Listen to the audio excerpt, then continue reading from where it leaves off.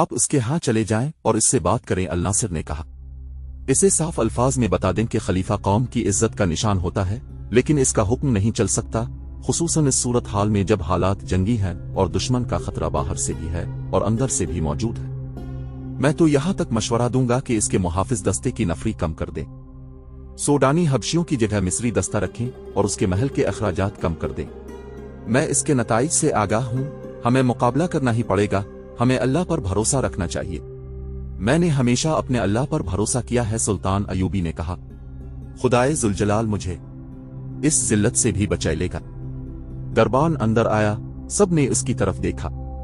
اس نے کہا، صحرا کے گشتی دستے کا کماندار اپنے 3 سپاہیوں کے ساتھ آیا ہے، وہ سوڈانیوں کی لاشیں لائے ہیں۔ سب نے دربان کی مداخلت کو اچھی نظر سے نہ دیکھا۔ اس وقت سلطان ایوبی بڑے ہی اہم اور خفیہ اجلاس میں مصروف تھا، لیکن سلطان نے دربان سے کہا، انہیں اندر بھیج دو۔ سلطان ایوبی نے اپنے دربان سے کہہ رکھا تھا کہ جب بھی اسے کوئی ملنے آئے وہ اسے اطلاع دے، اور اگر رات اسے جگانے کی ضرورت محسوس ہو تو فوراً جگا لے۔ سلطان کوئی بات اور کوئی ملاقات التوا میں نہیں ڈالا کرتا تھا۔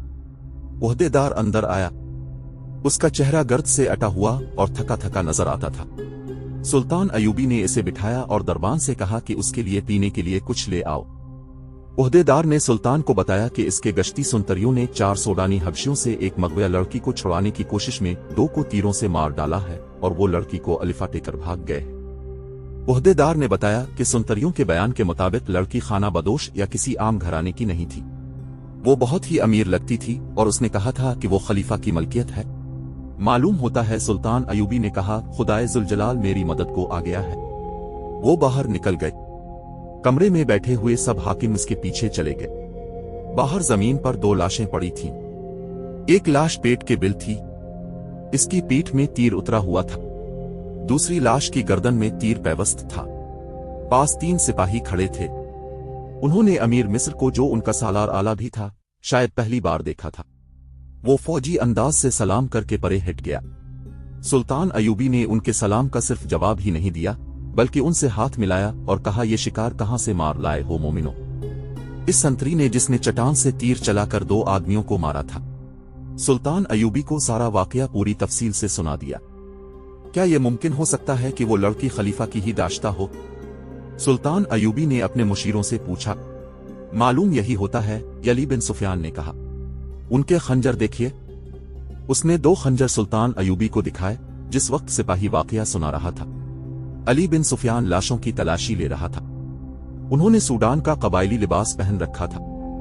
کپڑوں کے اندر ان کے کمربند تھے جن کے ساتھ ایک خنجر تھا۔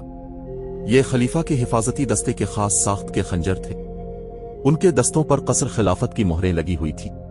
علی بن سفیان نے کہا، مگر انہوں نے یہ خنجر چوری نہیں کیے تو یہ دونوں قصر خلافت کے حفاظتی دستے کے سپاہی ہیں۔ یہ کہا جا سکتا ہے کہ لڑکی وہی ہے جو خلیفہ کے حرم سے اغوا ہوئی ہے اور اغوا کرنے والے خلیفہ کے محافظوں میں سے ہے۔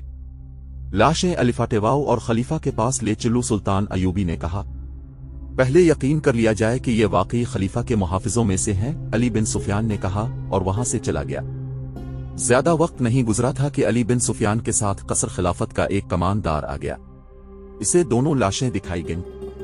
اس نے فوراً پہچان لیا اور کہا، یہ دونوں محافظ دستے کے سپاہی ہیں، گزشتہ 3 روز سے چھٹی پر تھے۔ ان کی چھٹی 7 دن رہتی تھی۔ کوئی اور سپاہی بھی چھٹی پر ہے؟ سلطان ایوبی نے پوچھا۔ 2 اور ہیں۔ کیا وہ ان کے ساتھ چھٹی پر گئے تھے؟ اکٹھے گئے تھے، کماندار نے جواب دیا، اور ایک ایسا انکشاف کیا جس نے سب کو چونکا دیا۔ اس نے یہ سوڈان کے ایسے قبیلے سے تعلق رکھتے ہیں جو خون خواری میں مشہور ہے۔ ان میں فرعونوں کے وقت کی کچھ رسمیں چلی آ رہی ہیں۔ یہ قبیلہ ہر 3 سال بعد ایک جشن مناتا ہے۔ یہ ایک میلہ ہوتا ہے جو 3 دن اور 3 راتیں رہتا ہے۔ دن ایسے مقرر کرتے ہیں کہ چوتھی رات چاند پورا ہوتا ہے۔ میلے میں وہ لوگ بھی جاتے ہیں جن کا اس قبیلے کے ساتھ کوئی تعلق نہیں ہوتا، وہ صرف عیاشی کے لیے جاتے ہیں۔ میلے میں لڑکیوں کی خرید و فروخت کے لیے باقاعدہ منڈی لگتی ہے۔ اس میلے سے 1 ماہ پہلے ہی ارد گرد، بلکہ قاہرہ تک کے لوگ جن کی بیٹیاں جوان ہو گئی ہیں، ہوشیار اور چوکس ہو جاتے ہیں۔ وہ لڑکیوں کو باہر نہیں جانے دیتے۔ ان دنوں خانہ بدوش بھی اس علاقے سے دور چلے جاتے ہیں۔ لڑکیاں اغوا ہوتی ہیں اور اس میلے میں فروخت ہو جاتی ہیں۔ ये चारों सूडानी इस मेले के लिए छठी पर गए थे। मेला 3 रोज बाद शुरू हो रहा है। क्या उनके मुतालिक ये कहा जा सकता है कि खलीफा के हरम की लड़की उन्होंने अगवा की होगी? अली बिन सुफियान ने पूछा। मैं यकीन से नहीं कह सकता, कमानदार ने जवाब दिया। ये कह सकता हूं कि इन दिनों में इस कबीले के लोग जान का खतरा मोल लेकर भी लड़कियां अगवा करने की कोशिश करते हैं, और ये खूनखार इतने हैं कि अगर किसी लड़की के वारिस मेले में चले जाएं और अपनी लड़की लेने की कोशिश करें तो उन्हें कत्ल कर दिया जाता है। लड़कियों के गाहकों में मिस्र के अमीर, वजीर और हाकिम भी होते हैं। मेले में ऐसे आर्जी कहबा खाने भी खुल जाते हैं जहां जुआ, शराब और औरत के शदई दौलत लुटाते हैं। इस जश्न की आखिरी रात बड़ी पुरअसरार होती है। किसी खुफिया जगह एक नौजवान और गैर मामूली तौर पर हुसैन लड़की को कुर्बान किया जाता है। ये किसी को भी मालूम नहीं कि लड़की को कहां और किस तरह कुर्बान किया जाता है। ये काम उनका एक ने यही पेशवा, जिसे हबशी खुदा भी कहते हैं, करता है। इसके साथ बहुत थोड़े से खास आदमी और 4-5 लड़कियां होती हैं।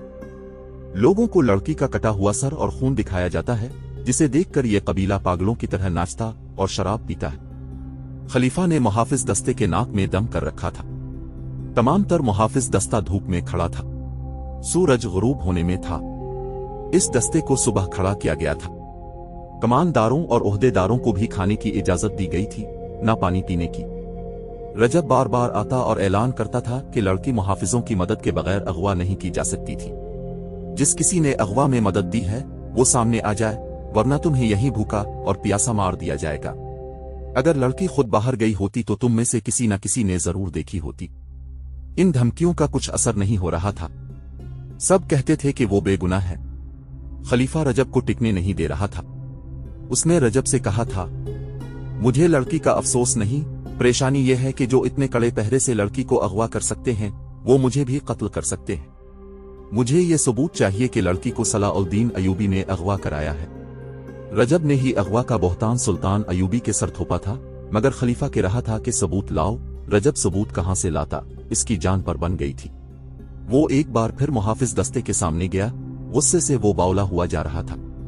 वो कई बारों की दी हुई धमकी एक बार फिर देने ही लगा था कि दरवाजे पर खड़े सुनतरियों ने दरवाजे खोल दिए और ऐलान किया, अमीर मिस्र तशरीफ ला रहे हैं। बड़े दरवाजे में सुल्तान अयूबी का घोड़ा दाखिल हुआ। इसके आगे 2 हाफिज सवारों के घोड़े थे। 8 सवार पीछे थे, एक दाईं और बाईं था। उनके पीछे सुल्तान अयूबी के हाकिम और मुशीर थे, इनमें अली बिन सुफियान भी था। रजब ने खलीफा को इत्तिला भेज दी कि सलाउद्दीन अयूबी आया है। सब ने देखा कि सुल्तान अयूबी के इस जुलूस के पीछे 4 पहियों वाली एक गाड़ी थी, जिसके आगे 2 घोड़े थे। गाड़ी पर 2 लाशें पड़ी थीं। तीर अभी तक लाशों में आतरी हुए थे। इन लाशों के साथ वो 3 शुतर सवार थे जिन्होंने उनको मारा था। खलीफा बाहर आ गया। सुल्तान अयूबी और उसके तमाम सवार घोड़ों से आतरी। सुल्तान अयूबी ने इसी एहतराम से खलीफा को सलाम किया जिस एहतराम का वो हकदार था। झुक कर इससे मुसाफहा किया और उसका हाथ चूमा। मुझे अब का पैगाम मिल गया था कि मैं आपके हरम की लड़की वापस कर दूं। सुल्तान अयूबी ने कहा, मैं आपके 2 मुहाफिजों की लाशें लाया हूं। ये लाशें मुझे बेगुनाह साबित कर देंगी और मैं हुजूर अक़दस में ये गुजारिश करना जरूरी समझता हूं कि सलाउद्दीन अयूबी अब की फौज का सिपाही नहीं है। जिस खिलाफत की अब नुमाइंदगी कर रहे हैं वो इसका भेजा हुआ है। खलीफा ने सलाउद्दीन अयूबी के तेवर भांप लिए। इस फातमी खलीफा का ज़मीर गुनाहों के बोझ से करा रहा था। वो सुल्तान अयूबी की बारोब और परजलाल शख्सियत का सामना करने के काबिल नहीं था। उसने सुल्तान अयूबी के कंधे पर हाथ रखकर कहा, मैं तुम्हें अपने बेटों से ज्यादा अजीज समझता हूं। सलाउद्दीन अयूबी, अंदर आओ, मेरी हैसियत अभी मुल्जिम की है। सुल्तान अयूबी ने कहा, मुझे अभी सफाई पेश करनी है कि मैं अगवा का मुल्जिम नहीं हूं। खुदाए जुलजलाल ने मेरी मदद फरमाई है और 2 लाशें भेजी हैं। ये लाशें बोलेंगी नहीं, उनकी खामोशी और उनमें आतरी हुए तीर गवाही देंगे कि सलाउद्दीन अयूबी इस जुर्म का मुजरिम नहीं है जो कसर खिलाफत में सरजद हुआ है। मैं जब तक अपने आप को बेगुनाह साबित न कर लूंगा अंदर नहीं जाऊंगा। वो लाशों की तरफ चल पड़ा। खलीफा उसके पीछे पीछे गया। थोड़ी दूर 400-450 नफरी का मुहाफिज दस्ता खड़ा था।